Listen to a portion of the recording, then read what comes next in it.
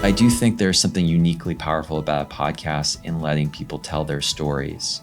And that is something we've heard from even from researchers when they're sharing what they have found most effective in puncturing the larger consciousness, getting people to be aware of important findings they have is oftentimes it's the sample size of one that if you have a really compelling story about what something is meant to a person. I'm Rick Stoddard, and welcome to a special feature marking the 100th episode of On the Evidence.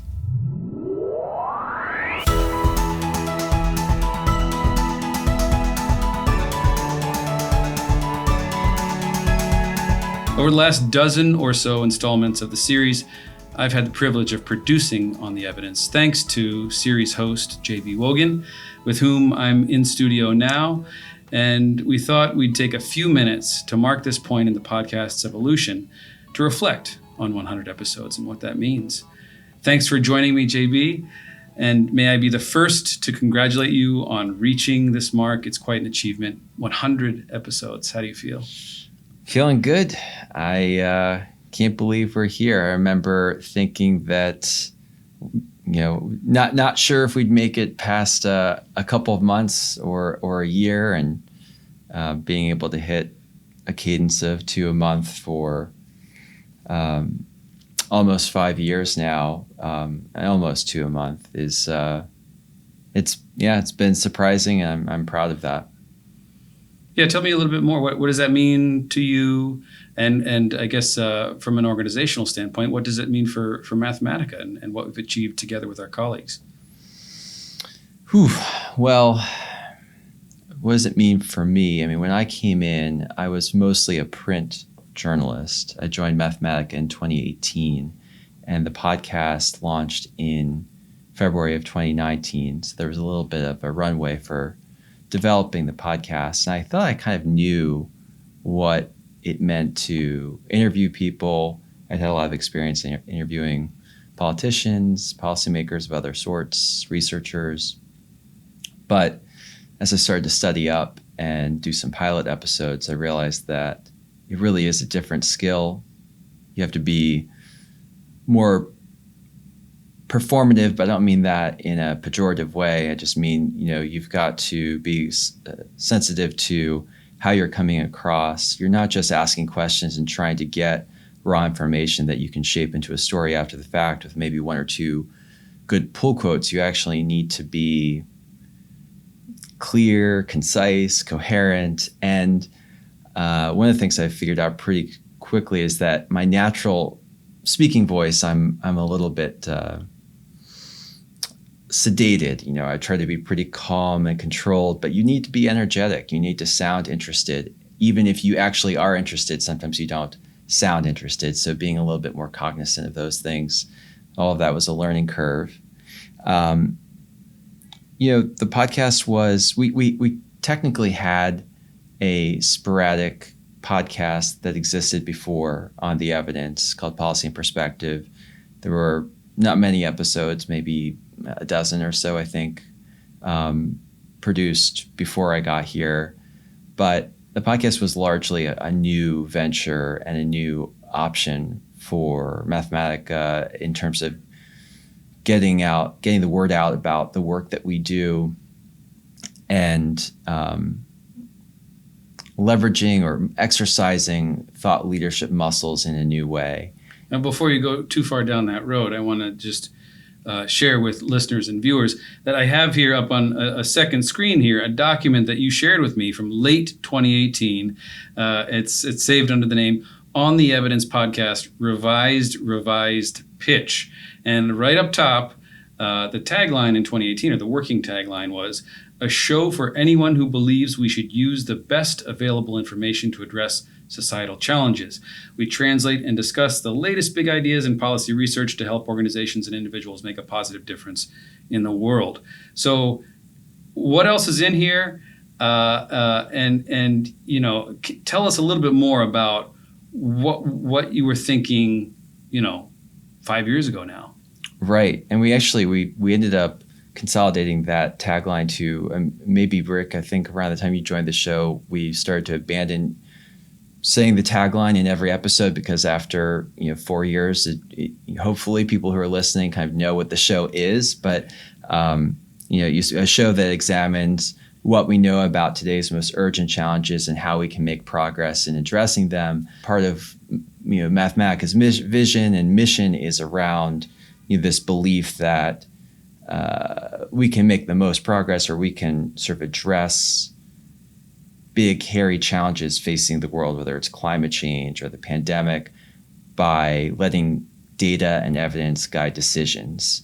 And you read that tagline. One thing listeners might have noticed is that research isn't a word in the tagline we ended up using, and it was in one of our initial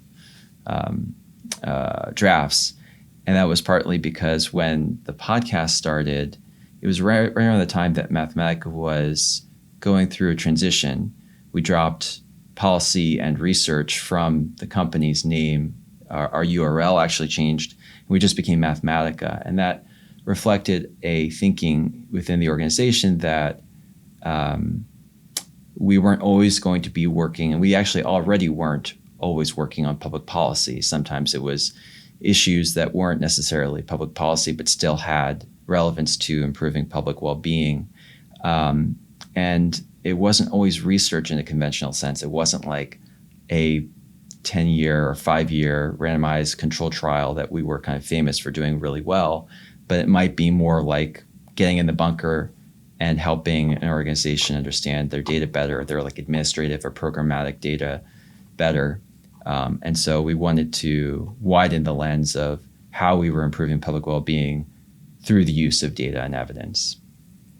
That sounds great. And I just highlighted another point from this original proposal document or revised proposal document that says the tone of the show should convey a spirit of intellectual curiosity. So talk a little bit about how you maintain that, how you keep that front of mind when thinking about potential episodes, when speaking with guests. Intellectual curiosity. Mm-hmm. Yeah, intellectual curiosity. I think that is still a big part of the show. I think it reflects the spirit that I wanted to hit when I first started, and that it kind of drives me. It reflects my passion around the topics of social science research and public policy. When I was interviewing for my job at Mathematica, I was listening to a lot of podcasts that I think influenced the early days of the show: Hidden Brain, Freakonomics, Planet Money, specifically the Planet Money's The Indicator podcast. And I think what all those shows have in common is that they take they apply social science thinking and frames of mind, a mindset, and explore really interesting questions about the way the world works and help explain how the world works through economics and the social sciences. And the twist, I think, for us was those shows are for more general interest audiences. I mean, you can debate how much a typical NPR listener is, reflective of the larger U.S. demographic, but it is, it isn't just policymakers or program managers. And I was hoping that our show would take some of those same sensibilities, but equip people, decision makers, people who have some influence over the policy process or other programs. Maybe it's like somebody who runs a food bank but isn't necessarily at a public agency, but equip those kinds of people with insights that can help them do their jobs better and ultimately help other people, help improve their health and overall well-being. Absolutely. I mean, it's important to try and know one's audience, but also to understand or recognize the different perspectives from which people would be receiving the information. That's interesting. So, yeah. I mean, you've referenced this a couple of times in your answers, but we now have the benefit of the hindsight of history. But in February of 2019, when the first episode of On the Evidence was published, you had no idea what was coming in, about a year in the future at that point.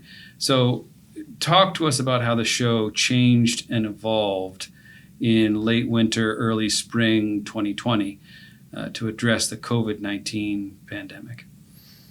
Yeah, I was going to joke what happened in the spring of 2020. Yeah. Yeah, I mean, Mathematica, we were fortunate in the sense that we already had remote work and work from home as a pretty common setup for our organization. So, we all went home like a lot of people did and started working remotely. The podcast shifted from this in-person studio. We're in a different in-person studio today, but we had historically been recording podcasts from an in-person studio, and I shifted to my bedroom closet. A lot of our episodes, fortunately, weren't on camera back then, but if they had been, you would have seen, my sleep robe and other garments in the background. Obviously, the pandemic was a huge shift in terms of the focus of the show and who we brought on and what we talked about. We immediately had episodes about remote learning and K-12 education, the diversity, equity, and inclusion implications of COVID-19, the sort of rise of telehealth as a major force in serving health needs during the pandemic. We had a number of episodes about contact tracing because that was an area where Mathematica was really involved. We even helped run a contact tracing program in Washington State. There was long-term care, some research that we did on long-term care facilities and why they were initially such an area of vulnerability for outbreaks, but then also we provided recommendations to Connecticut about how they could avoid that in the event of future waves that did come. There were, we talked about reopening schools safely, routine testing in schools, wastewater testing and the use of wastewater testing. So, there were so many, maybe the majority of episodes in 2020 and 2022, 2021, and I don't know, I'd have to go back and look, but even last year, I think there were some episodes about COVID-19. So it really did become kind of an umbrella topic that drove a lot of the stories that we were focused on. I don't know if maybe I could say one more thing, which is just that it was a gift from a storytelling perspective and news coverage perspective, in the sense that a lot of times with policy research organizations, they are working on multi-year kind of timelines, and you'll have findings that come out like 5 years after policymakers originally asked a question. And this was a case where there were immediate needs and much shorter timelines. And to Mathematica's credit, they were nimble and were providing real-time information that was useful for, say, schools or public health agencies to respond to the pandemic in the moment. And it was really fulfilling to be able to kind of bring timely evidence to bear on the podcast, especially when maybe some of that same evidence is still eventually going to appear in like a peer-reviewed journal, but on a longer time horizon. But we were able to share the information more quickly through this format, this medium. Sure. If you reflect back on all the topics you've addressed, the series has addressed, all the guests you've featured, are there any areas that you wanted to hear more on, or any kind of guest gets that did not come through for you that you really wanted to reach for? It's a good question. I don't know if I would say that there have been missed opportunities per se, but I think that as we now move into a post-pandemic context, there is more breathing room to cover other topics that are also urgent social challenges. And I would include climate change among them. We've had a few episodes, but if I had to predict what patterns are going to emerge over the next 5 years of the podcast, I would bet you that climate change is going to be one of the dominant topics. I think artificial intelligence, machine learning, just that is something, again, that has come up a few times. We actually had one episode, maybe the last episode before the pandemic, was about how to use machine learning and artificial intelligence in a child welfare context in a way that would be more ethical. I think Mathematica and organizations like Mathematica probably have a lot to contribute in terms of evaluating the AI models and evaluating kind of their equity implications, their ethical implications.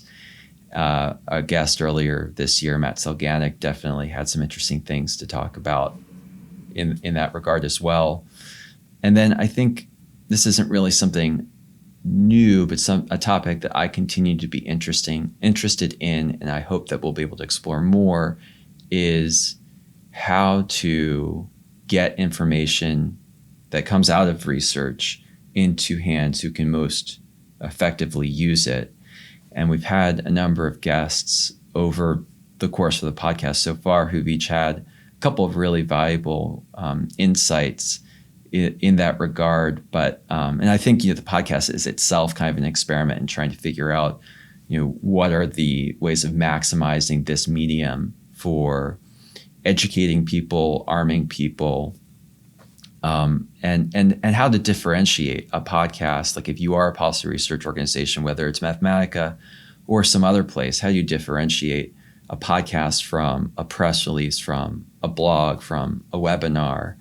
And I think I'm still learning how to do that. But I think one of the things I've loved about the podcast has been elevating a diverse set of voices, and not, we always want to have that research perspective and have our experts on the podcast, but putting them alongside people who have other expertise, whether it's they are actually the ones who use the program or run the program or wrote the legislation that created the program. All of those, I think, can really enrich what our research contributes. That's great. So really a bringing together of all these various perspectives, different expertise, to, as you describe, take advantage of this medium and really define the way by which it can deliver information that sets it apart from other formats of distribution or dissemination. That's great. Before we get too far ahead of ourselves, I do want to give the opportunity to for some shout outs. Who here at Mathematica has really been along for the ride the whole way? Looking back to 2018, is there anybody that you'd like to recognize, or just even the many teams, internal teams here with whom we work, who've really delivered and contributed to the success of On the Evidence? Yeah, for sure.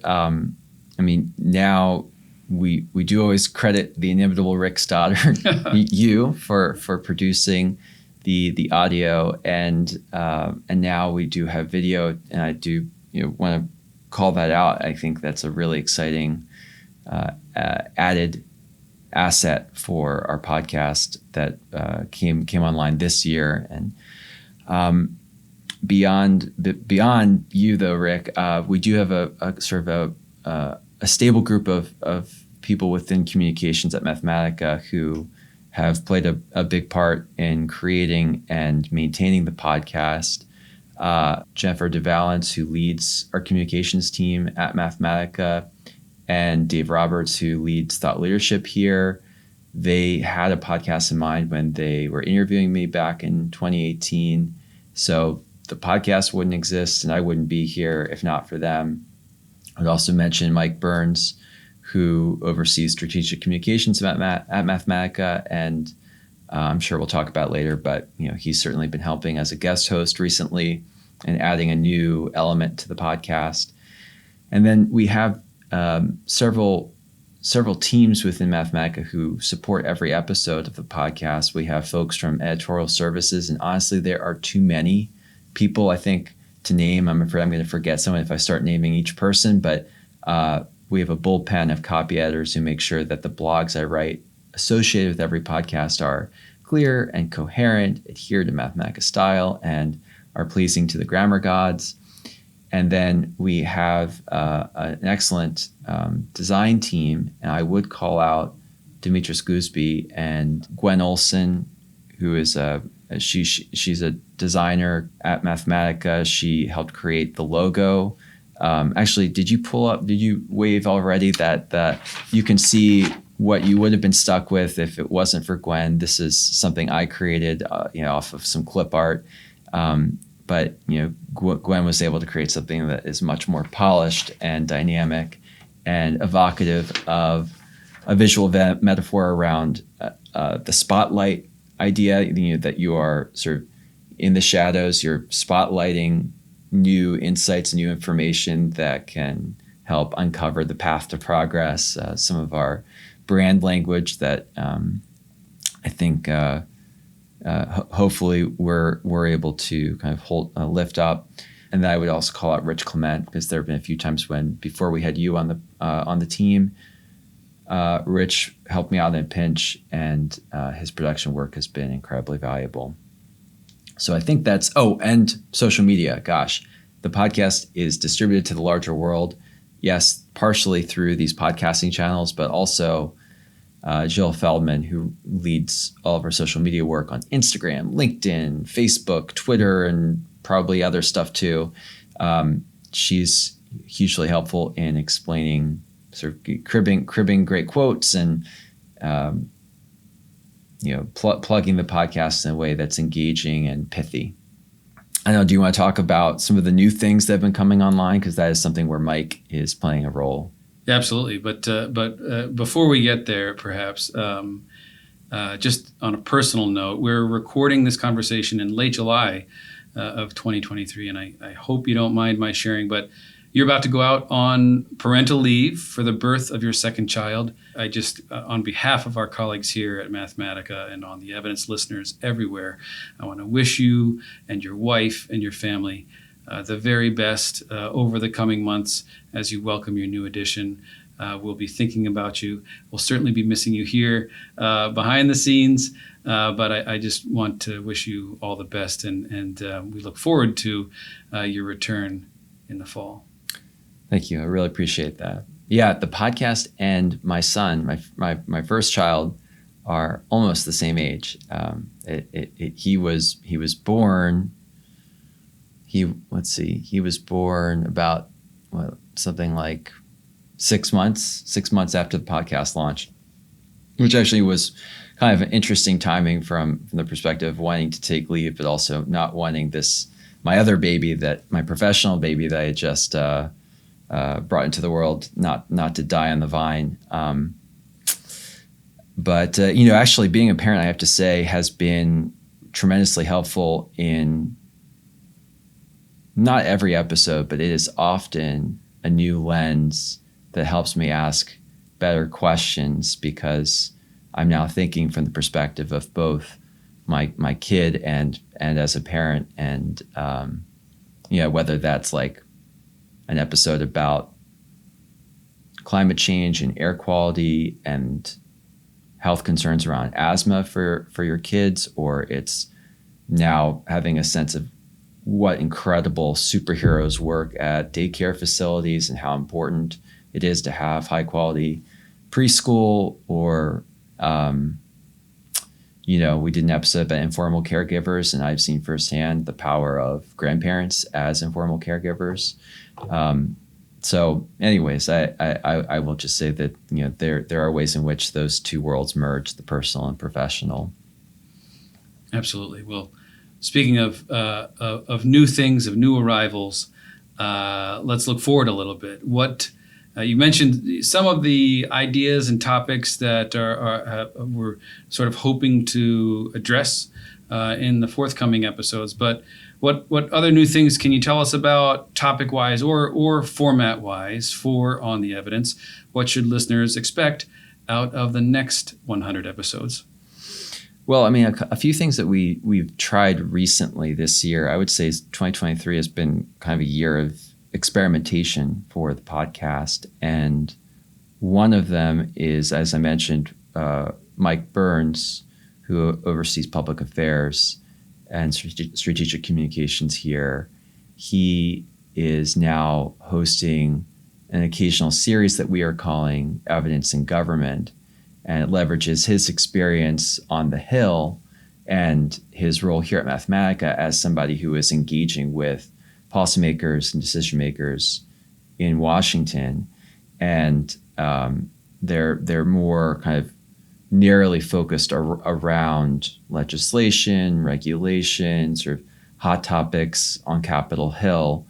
And they're often just one-on-one interviews, and they can be a little bit more topical. They aren't necessarily as much about trying to unpack and explain new research, but rather talking to people who are adjacent to the research and are influencing the conversation, or maybe even driving federal policy that ultimately we might be evaluating. We've had some really great guests already and some more lined up, but Christina Chaka-Eller, who had spearheaded the White House's Year of Evidence for Action, comes to mind as one of my favorite of those early interviews. We also are experimenting with solutions episodes, and that is informed and influenced by the Solutions Journalism Network and sort of some of their principles around how you cover solutions in a rigorous way, but aren't just writing about problems and crises. So those are going to be, we've had one so far, they're going to be much shorter episodes, and it's going to kind of be a digest of some examples where Mathematica's recent research shows something is working, at least to some degree, and might be worth replicating. And then, we did try LinkedIn Live earlier this year, and I'm hoping we'll be able to do more of those kinds of live format recordings in the future, where audiences will be able to participate and contribute. They'll be able to ask their own questions, and I'm looking forward to sharing the responsibility of querying our guests in the future. So you talked about new formats, and we're looking forward to producing more of those. But tell me about some topics. What are some really important topics that listeners and watchers should look out for in the coming episodes? Right. Well, I mentioned before, climate change is an example of something where, as we've had more breathing room and we've felt less like the pandemic is the only crisis to be discussing at the moment,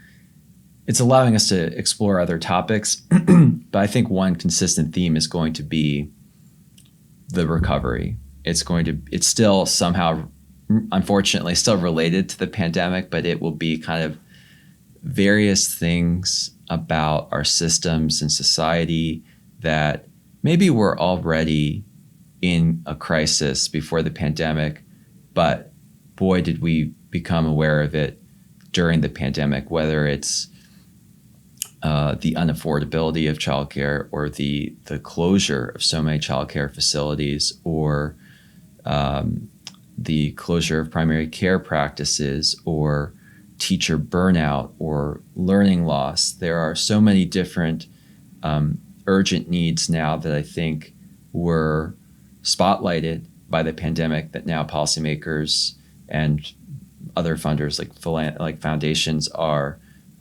really focusing on. We have been able to feature some of that already on the podcast. We've had an episode about the use of American Rescue Plan funds, for example, and about teacher coaching and how it can affect teacher burnout and learning loss. But I think, the other thing that came up during the pandemic is how COVID-19 disproportionately affected some groups more than others. Black Americans, for example, or indigenous people. From an economic standpoint, it certainly affected women more than men.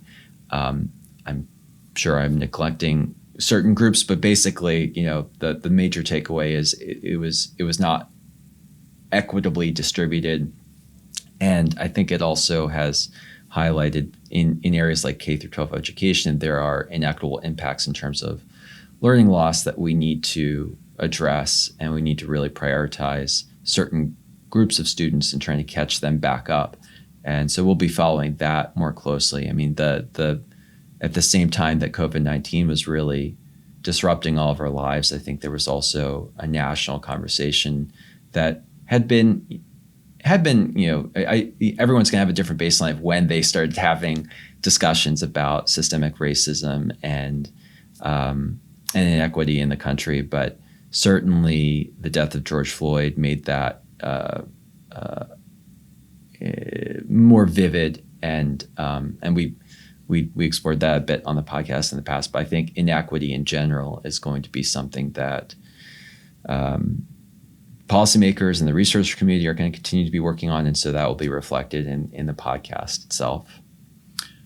So that's a great point to kind of bring it all back home around, considering the challenging issues of equity and inequities, the elevation and bringing this magnifying glass in to groups of people who are sort of reflected, their experience is reflected in the sort of the data and the evidence that we feature in the series. How does Mathematica, and how more specifically does this series really serve that mission to address pretty hot political topics in a way that does value the multiple perspectives that are sometimes at pretty ugly conflict? It's a great question. I think the beauty of the podcast is that you can bring on many different voices and let their expertise show through. And I am mindful of the fact that I'm a fixed point on the podcast as the host. And we may, while I'm on parental leave, we'll have some other hosts, but in general, I'm the host. And it just happens to be that I am a Caucasian, cisgendered male, and I have my own lived experiences. But it's important that not every person we're bringing on, or that, not even the majority, we need to be really cognizant of the fact that we don't want everyone to have the same background as me. And then beyond just sort of your demographic features, the actual professional expertise you bring, the lived experiences you have. I mentioned before, even if you were to set aside demographics, you've got the people who run programs, the people who use the programs, the people who create the programs. You have lots of different perspectives that you want to hit on. But I do think there's something uniquely powerful about a podcast in letting people tell their stories. And that is something we've heard even from researchers when they're sharing what they have found most effective in kind of puncturing the larger consciousness, getting people to be aware of important findings they have, is oftentimes it's the sample size of one. That if you have a really compelling story about what something has meant to a person in a podcast that will have come out by the time this airs, one of our guests who runs a nutrition program, runs nutrition programs for Tucson, Arizona, was talking about how a parent of a student with disabilities was experiencing changes in federal policy that were preventing that family from being able to just pick up school meals in the summertime, and instead making it much more inconvenient, and the parent sort of expressing dismay about why are you making it so hard, basically, to feed my kid in the summertime. And that story of an actual person, actual student, an actual parent, I think is as compelling, if not more compelling, than the larger aggregate data that also tell important stories and showcase important trends about feeding children in the summer months. We will do our best to continue to shed light, to shine a light on stories and experiences just like that over the next 100 episodes. So can I ask you a question? Please. I know. I'm not supposed to be the one asking questions, but I'm curious. You're the host, so please.